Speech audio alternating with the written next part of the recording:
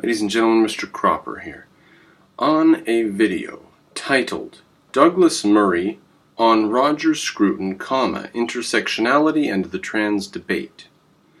Douglas Murray says at 35 minutes, quote, "We don't have any basis for our morality." End quote. Now he could have meant two things by this.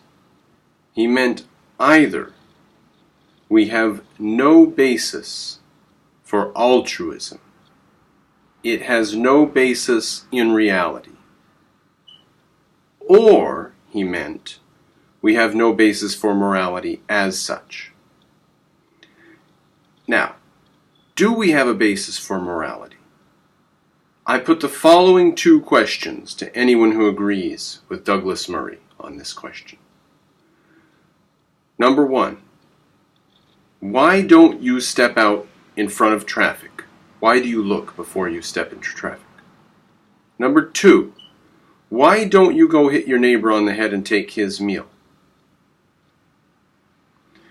Now, sit down and write yourself a cute little essay and think for a few days or a few weeks about why you don't do things like step in front of traffic and why you don't steal from your neighbor and violate him.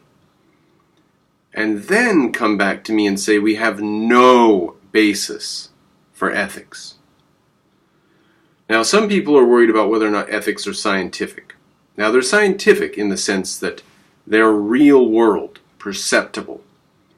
But they're not scientific in the sense that science is something where you have to test it and it's a level of abstraction away from your experience. Ethics isn't testing. Ethics is living. The only laboratory for ethics is history. And it's an open textbook. If you understand and know and learn history, you can learn a lot about ethics.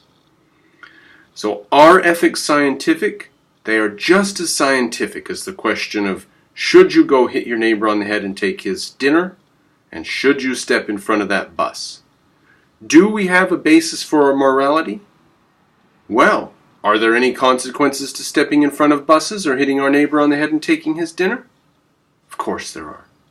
So that means that either Douglas Murray is a fool, and he believes that morality is something else besides what guides our actions, or he believes that altruism is garbage and is unrelated to reality and has no basis. Now, I don't know which camp exactly he's in, and maybe he's in neither camp and he's just extremely confused about morality. But it's a shame that he would say such a thing, especially in a public forum, because he knows of Ayn Rand's ideas. It's a shame.